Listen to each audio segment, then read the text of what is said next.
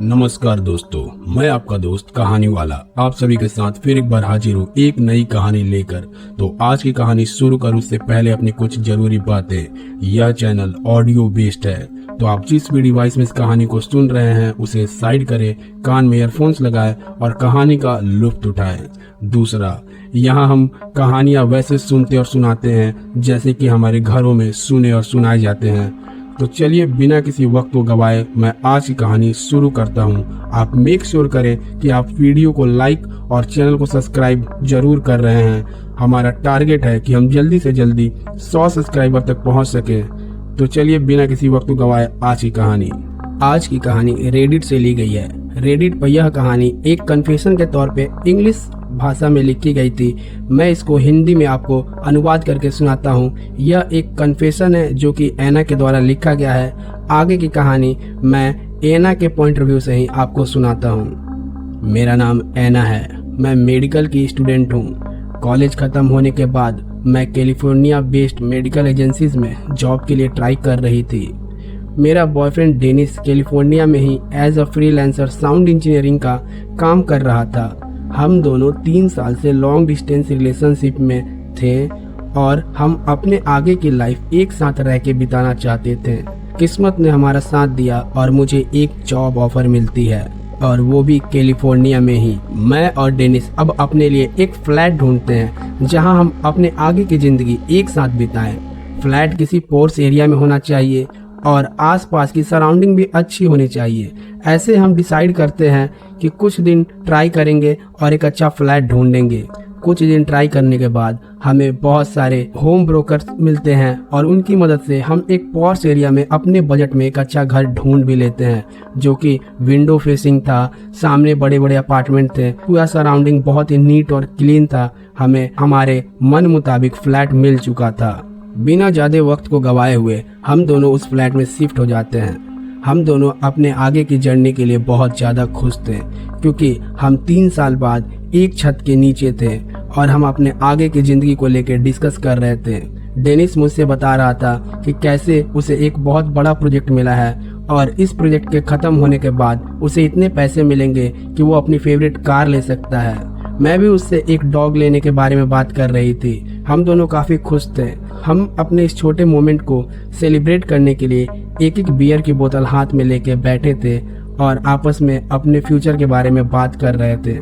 तभी मेरी नज़र सामने वाले फ्लैट पे पड़ती है। सामने वाले फ्लैट के अगर घर की मैं स्ट्रक्चर की बात करूं तो वो पूरा विंडो फेसिंग था। लाइक लिविंग रूम से लेके और उनका जो बेडरूम था वह एरिया आपस में कनेक्टेड था और इस पे एक तरफ जिधर से हम उन्हें देख पा रहे थे उस तरफ बस विंडोज ही थे और उन खिड़कियों पे ग्लासेस लगे हुए थे। और वो ग्लासेस ऐसे थे कि अगर कमरे के अंदर का लाइट ऑन हो, अगर वहाँ रोशनी हो, तो आप बाहर से अंदर की तरफ देख सकते हैं। मैं देखती हूँ कि सामने वाले फ्लैट के लिविंग एरिया में एक कपल मेकआउट कर रहा है। ये देख के मैं डेनिस को अपने हाथों से इशारा करती हूँ और डेनिस और मैं दोनों साथ में देख रहे थे और वो कपल हमें क्लियर दिख रहे थे कि वो लोग मेकआउट कर रहे हैं। हम दोनों मुस्कुरा के एक दूसरे को बोलते हैं कि नहीं, दिस इज़ रॉन्ग, हम किसी और के घर में ताका झाकी नहीं कर सकते हैं। पर इतने में ही वो चीज़ें और बढ़ जाती हैं और वो मेकआउट सेक्स में बदल जाता है। वो दोनों खुलेआम सेक्स कर रहे थे और डेनिस फिर बोलता है कि इतनी भी क्या जल्दी थी, ये लाइट्स ऑफ कर सकते थे या विंडो पे पर्दे डाल सकते थे। लेकिन ऐसा लग रहा था उस कपल को कोई फ़र्क नहीं पड़ता और वो लोग खुलेआम ऐसे सेक्स कर रहे थे जैसे कि वो चाहते हो कि उन्हें कोई और देखे। खैर, हम थोड़ी देर उन्हें देखते हैं, फिर हम आपस में बोलते हैं कि नहीं, ये गलत हो रहा है, हम किसी और को नहीं देख सकते हैं और हम उठ के अपने बेडरूम की ओर चले जाते हैं। डेनिस बेड पे चला जाता है और वो कुछ किताब पढ़ रहा होता है और मैं बाथरूम में शावर लेने चली जाती हूँ। मैं जब बाथरूम से बाहर आती हूँ तो मेरा मन था कि मैं डेनिस को सीड्यूस करूँ ताकि हम भी कुछ कर सकें, लेकिन डेनिस करवट लेके सो जाता है। डेनिस इंटरेस्टेड नहीं लग रहा था। मैं फिर उठती हूँ और किचन की तरफ जाती हूँ, एक गिलास पानी लेती हूँ और लिविंग रूम में आके खड़ी हो जाती हूँ और पानी का सिप ले रही होती हूँ। तभी मैं देखती हूँ कि वो कपल अभी भी सेक्स कर रहे हैं। मैं ये देख के काफ़ी इम्प्रेस्ड होती हूँ कि इनका कितना अच्छा हैप्पी लाइफ चल रहा है और कहीं ना कहीं मुझे थोड़ी सी जलन होती है उस लड़की से और उसके पार्टनर से कि ये लोग काफ़ी खुश हैं और फिर मैं अपना पानी ख़त्म करके अपने रूम में चली जाती हूँ। सुबह उठ के मैं अपने क्लिनिक पे जाती हूँ जहाँ मेरी जॉब लगी थी, और वहाँ पे मैं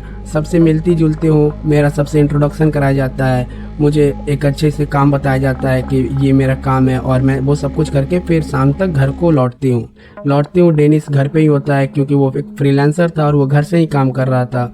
तो वो मुझे बोलता है कि आज दोपहर में भी उसने देखा कि वो कपल काफ़ी ज़्यादा कोजी हो रहे थे और एक दूसरे के साथ मेकआउट कर रहे थे। ये ऐसा क्यों कर रहे हैं? हम लोग इस बात को डिस्कस करते हुए मुस्कुरा रहे थे।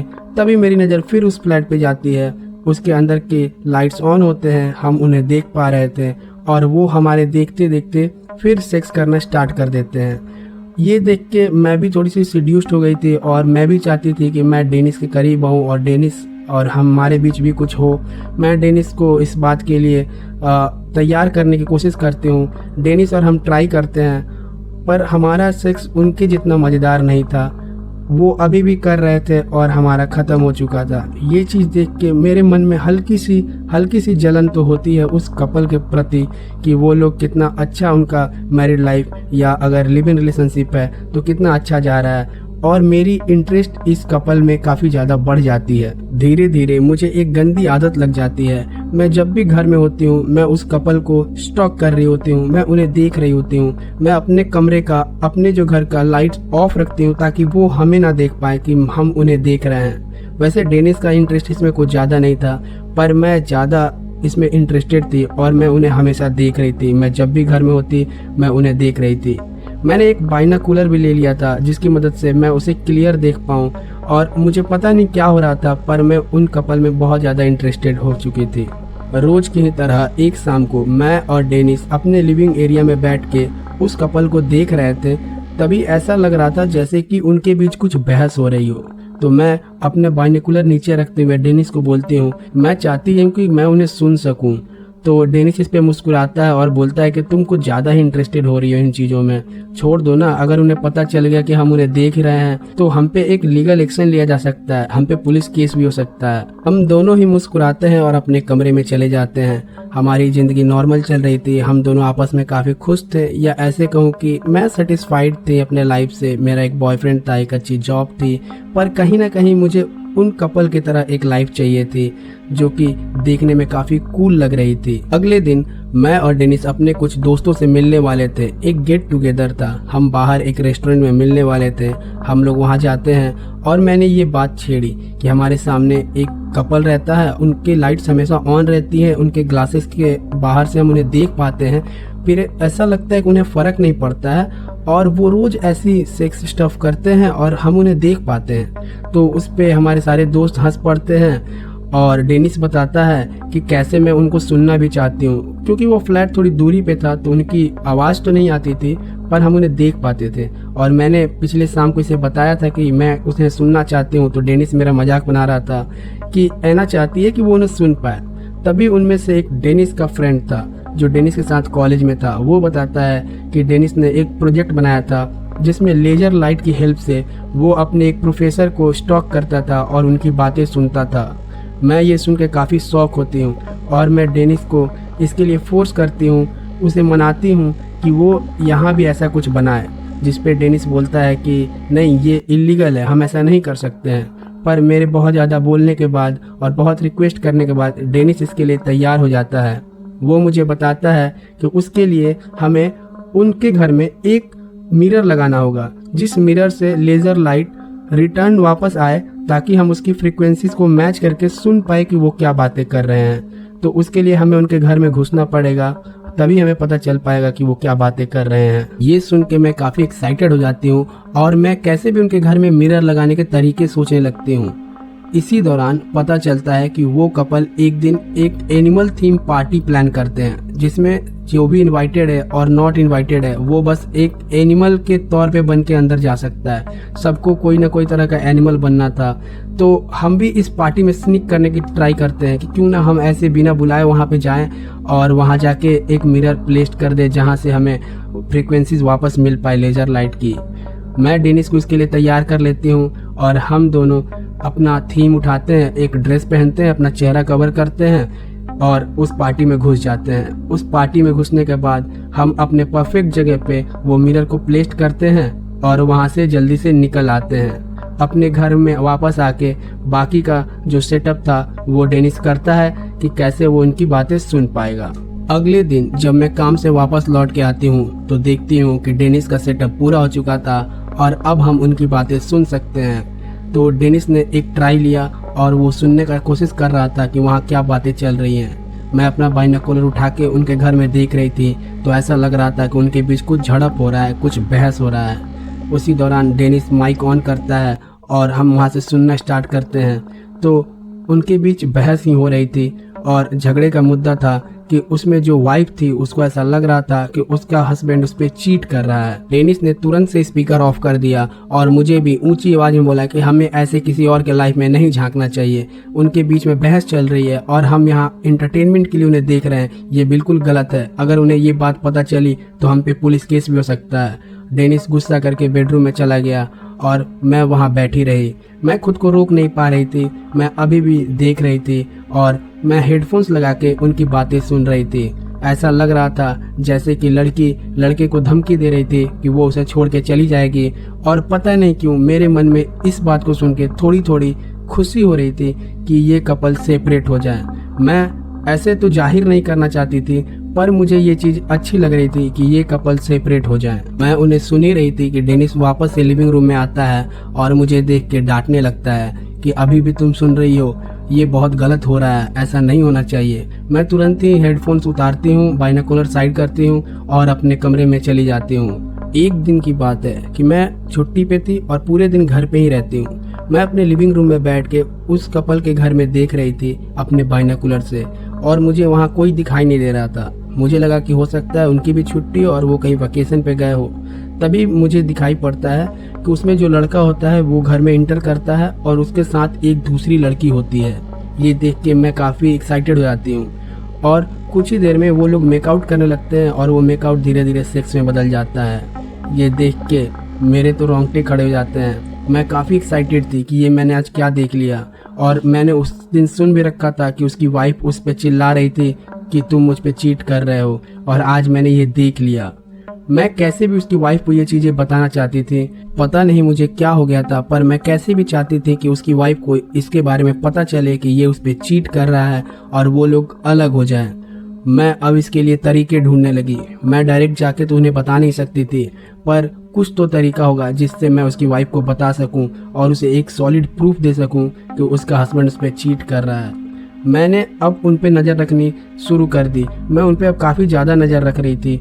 एक रात को मैं देखती हूँ कि उसकी वाइफ घर पे नहीं है और फिर वो लड़का किसी दूसरी लड़की के साथ आता है और अपने बेडरूम में सेक्स कर रहा होता है।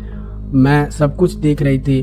मैं ये भी देखती हूँ कि कैसे वो अपना यूज्ड कॉन्डम अपने घर के डस्टबिन में ले जाकर छुपाता है, कूड़ों के नीचे में उसे डालता है। मुझे ये चीज़ कैसे भी उसकी वाइफ को बताना था क्योंकि ये एक सॉलिड प्रूफ हो सकता है। मैं उसके घर में अच्छी तरीके से देख रही थी कि कुछ तो ऐसा मिले जिससे मैं उन्हें बता सकूं। वो किसी सोशल मीडिया के बारे में भी मुझे नहीं पता था कि उनका नाम क्या है और किस आईडी से वो सोशल मीडिया पे है, वरना मैं उन्हें वहाँ बता देती। पर मुझे दिखता है कि उसके घर में एक प्रिंटर है जो कि डिजिटल है, वो ब्लूटूथ से कनेक्टेड होता है। मैं अपने कंप्यूटर से उसे कनेक्ट करने का ट्राई करती हूँ और लकीली मैं उससे कनेक्ट कर लेती हूँ। अब बस मैं एक सही समय के तलाश में थी कि कब मैं विथ प्रूफ उस लड़की को प्रिंटर पे मैसेज भेज सकूं और वो अपने पति को रंगे हाथों पकड़ सके। अगले ही दिन लकीली मुझे ऐसा मौका मिल जाता है। वो अपने घर में बैठी होती है और प्रिंटर उसके पीछे ही होता है। मैं उसे प्रिंटर पे एक डॉट टेक्स्ट भेजती हूँ। प्रिंटर से पेपर निकलता है, वो रिसीव करती है और डॉट को देख के उसे मोड़ के डस्टबिन में फेंक देती है। वो खिड़की के पास आती है और इधर उधर देखती है कि ये कौन कर रहा है। तभी मैं उसे हेलो लिख के दूसरा टेक्स्ट भेजती हूँ। वो उसे भी देखती है और मोड़ के फेंक देती है। तीसरे टेक्स्ट में मैं सारी बातें बता देती हूँ कि तुम्हारा पति तुम पे चीट कर रहा है। तुम्हारे कूड़ेदान में नीचे एक यूज्ड कॉन्डम रखा हुआ है जो कि कल रात का है और कल रात तुम घर पे नहीं थी। मैं ये सब टेक्स्ट भेजते हुए उसे देख भी रही थी अपने बाइनोकुलर से और हेडफोन में उसकी आवाज़ भी सुनने का ट्राई कर रही थी। तभी मुझे आवाज़ आती है कि वो जोर जोर से रोने लगती है। उसका हस्बैंड घर पे नहीं होता है।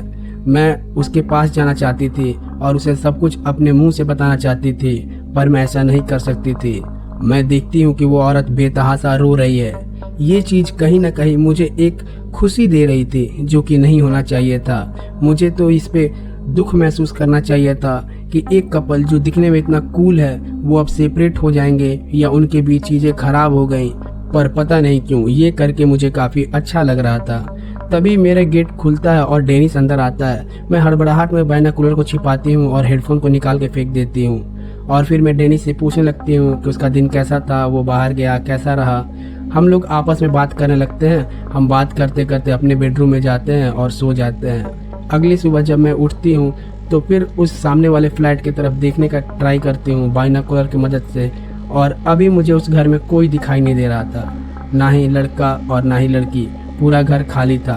मैं भी अपने काम पे चली जाती हूँ। शाम को लौट के आती हूँ तो फिर मैं बाइनोकुलर के हेल्प से उन्हें ढूंढती हूँ और उस फ्लैट में कोई दिखाई नहीं दे रहा था। मैं थोड़ी बेचैन हो जाती हूँ। मुझे बस जानना था कि आखिर उसके बाद हुआ क्या। मैंने जब लड़की को बता दिया विथ प्रूफ, उसके बाद उनके बीच क्या हुआ, मुझे ये बातें पता नहीं चल पा रही थी। 3-4 दिनों तक मैंने इंतजार किया। जब वो कपल दिखाई नहीं दे रहे थे तो मुझे अब थोड़ा सा गिल्ट लगने लगा कि क्या मैंने कुछ ज़्यादा गलत कर दिया, क्या उनके साथ बहुत गलत हो गया। मैंने ये चीज़ें डेनिस को बताई। डेनिस से मैंने कन्फेस किया कि मैंने ऐसा ऐसा किया। डेनिस मुझ पे काफ़ी गुस्सा हुआ और नाराज होके मेरे से अलग हो गया। डेनिस ने बोला कि नहीं, तुम सिक हो चुकी हो, तुम्हें पता नहीं है तुम क्या कर रही हो, तुम अपने साथ साथ मुझे भी जेल की हवा खिलाओगी, तुम मुझे भी फंसवाओगी। और वो मुझे छोड़ के चला जाता है। मैं बहुत मिन्नती करती हूँ, फिर भी डेनिस नहीं सुनता है, क्योंकि जब उसे पता चलता है कि वो लड़का लड़की उसके बाद से दिखाई नहीं दे रहे थे तो वो काफ़ी डर जाता है। डेनिस का गुस्सा जायज भी था। डेनिस ने मुझे बहुत बार मना किया था, पर मुझे उनमें काफ़ी इंटरेस्ट था और मैं देख रही थी। डेनिस बहुत ज़्यादा डर चुका था और वह यह फ्लैट छोड़ के जा चुका था। मैं अकेले अब इस फ्लैट पे थी। एक शाम की बात है कि मैं बाइनोकुलर से उस घर को अभी भी देख रही थी कि मैं देखती हूँ कि लड़का उस घर में आ चुका है, पर मुझे अभी भी वो लड़की दिखाई नहीं दे रही थी। मैं देखती हूँ कि वो लड़का अपने फ्लैट से बाहर निकलता है और हमारे अपार्टमेंट के नीचे एक बार होता है, उस बार में जाता है। मुझे पता नहीं क्या हुआ, मैंने भी अपने ड्रेसेस पहने और मैं भी उस बार में जाती हूँ। मुझे देख के वो लड़का मेरे पास आके बैठ जाता है और मुझसे पूछता है, क्या हम पहले कभी मिले हैं? मैंने अपने ड्रेस सही किया और उसे बोला कि नहीं, हम पहले कभी नहीं मिले हैं। और फिर वो मुझसे इधर उधर की बातें करना स्टार्ट करता है और मुझे बताता है कि वो एक बहुत बड़ा पेंटर है और वो मेरी तस्वीर बनाना चाहता है। मुझे इस दिन का बहुत दिन से इंतज़ार था कि मैं उनके घर पे जा सकूं, और वो बोलता है कि क्या तुम मेरे साथ मेरे घर पे चलोगी? मैं उसे ना नहीं बोल पाती हूँ और मैं उसके साथ उसके घर को जाती हूँ। वो मेरी तस्वीर बना रहा होता है और हम कुछ बातें कर रहे होते हैं। जब तस्वीर पूरी हो जाती है तो हम लोग साथ में सोफे पे बैठे होते हैं और कुछ बातें कर रहे होते हैं, और अचानक से हम दोनों काफ़ी करीब आ जाते हैं। इतना करीब कि मेरे होंठ कपकपाने लगते हैं, जिससे उसे लग जाता है कि मैं उसके साथ हम बिस्तरी के लिए तैयार हूँ, और वो मुझे किस करने लगता है। मैं भी पूरे तरीके से उसको अपने आप को समर्पण कर देती हूँ और हम देखते ही देखते सेक्स में इन्वॉल्व हो जाते हैं। कहीं ना कहीं मुझे ये चीज़ें गलत तो लग रही थी, पर ऐसा भी लग रहा था कि इस दिन का मुझे बहुत दिनों से इंतजार हो। और उसके बाद जब सब कुछ खत्म हो जाता है, मैं उठती हूँ और अपने घर में आती हूँ। अपने घर पे आके मैं फिर उसे बाइनोकुलर से देख रही होती हूँ। तभी मेरे घर का दरवाज़ा खुलता है और डेनिस कमरे में अंदर आता है और वो मुझसे बोलता है कि मुझे माफ़ कर दो, मैं काफ़ी ज़्यादा टेंशन में आ गया था कि पता नहीं उस कपल के साथ क्या हुआ। तुम्हें उनके साथ ऐसा नहीं करना चाहिए था, पर मुझे भी तुम्हें छोड़ के नहीं जाना चाहिए था। मैं डेनिस को गले लगा लेती हूँ और हम दोनों आपस में बैठ के बहुत सारी बातें करते हैं। वो मुझसे पूछता है कि क्या वो कपल वापस आए, तो मैं बताती हूँ कि मैंने देखा नहीं। फिर मैं डेनिस को ये टॉपिक बंद करने के लिए बोलती हूँ और हम अपने लाइफ के बारे में बात करने लगते हैं। हम एक अच्छा खाना मंगाते हैं, ऑर्डर करके खाना खाते हैं और सोने चले जाते हैं। डेनिस मेरे साथ मेकआउट करने में इंटरेस्टेड था, पर आज मैं इंटरेस्टेड नहीं थी और हम दोनों कुछ बातें करते हैं और फिर सो जाते हैं। रात को जब हम सो रहे होते हैं तो ऐसा लगता है कि हमारा एसी का टेम्परेचर बहुत ज़्यादा बढ़ा दिया गया हो और कमरे में बहुत ज़्यादा गर्मी बढ़ गई हो, इतनी गर्मी कि जो कि बेचैन कर दे। मेरी नींद खुलती है, मैं डेनिस को भी इशारा करती हूँ अपने हाथ से उसे उठने के लिए। डेनिस भी उठता है और हम देखते हैं कि हमारा पूरा घर बहुत ज़्यादा गर्म हो चुका है। हम कमरे से निकलते हैं और लिविंग रूम की तरफ जाते हैं और वहाँ जो देखते हैं वो देख के मेरी रूह कांप जाती है। वहाँ हम देखते हैं कि वो औरत जो सामने वाले फ्लैट में रहा करती थी वो मेरे खिड़की पे खड़ी है और उसका पूरा शरीर जल रहा है और वो मेरी तरफ देखती है और बोलती है कि तुमने मेरा घर बर्बाद किया, मैं तुम्हारा भी सब कुछ बर्बाद कर दूंगी।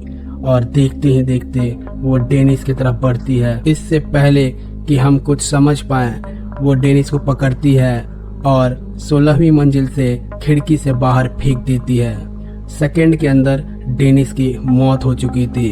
वो औरत वहां बैठ के रोने लगती है, उसका पूरा शरीर जल रहा होता है और वो मुझे बताती है कि कैसे मेरे बताने के बाद उसने खुद को आग लगा ली थी और आग लगा के उसी रात उसने अपनी जान दे दी थी। उसके बाद से उसकी आत्मा भटक रही थी और मैंने उसके बेडरूम में उसी के पति के साथ सेक्स किया, जो चीज़ उसे नागवारा थी। उसने मुझसे बोला कि अगर मेरा पति चीट भी कर रहा था तो तुमने मुझे बताया, पर तुमने भी तो वही किया डेनिस के साथ, और जिसकी सज़ा उसने डेनिस को दी। और मेरी सज़ा उसने ये बोला कि तुम्हारी सज़ा ज़िंदगी भर मुझसे डरना है, यानी कि वो औरत जिंदगी भर मुझे सताने वाली है। मैं जोर जोर से चीख चीख के रो रही थी और कुछ ही सेकंडों बाद वो औरत वहां से गायब हो जाती है। उस दिन के बाद से आज तक इस हादसे को बीते हुए करीब 7 साल हो गए हैं, पर जब भी मेरे लाइफ में कोई लड़का मेरे करीब आता है वो औरत मुझे दिखाई देती है। और मेरे करीब आने वाले लड़कों के साथ कुछ बहुत बुरा होता है। किसी की एक्सीडेंट होती है, किसी का हाथ टूट जाता है, किसी के सर में चोट लग जाती है। इसलिए मैं किसी भी लड़के से दूर ही रहती हूँ। मैंने बहुत बार चर्च में भी इसको लेकर ट्राई किया है कि मुझे इससे छुटकारा मिल जाए, पर आज तक मुझे इससे छुटकारा नहीं मिल पाया है और मुझे पता नहीं ये चीज़ मेरे साथ कब तक चलने वाली है। तो जी हाँ दोस्तों, ये थी आज की कहानी। अगर आपने कहानी यहाँ तक सुना है तो प्लीज़ प्लीज़ प्लीज़ मेरे चैनल को सब्सक्राइब करें। हमारा टारगेट है कि हम जल्दी से जल्दी 100 सब्सक्राइबर तक पहुँच पाएँ और मैं आपके लिए ऐसी थ्रिलर और इंटरेस्टिंग कहानियाँ लेके आता रहूँगा, आपका दोस्त कहानी वाला।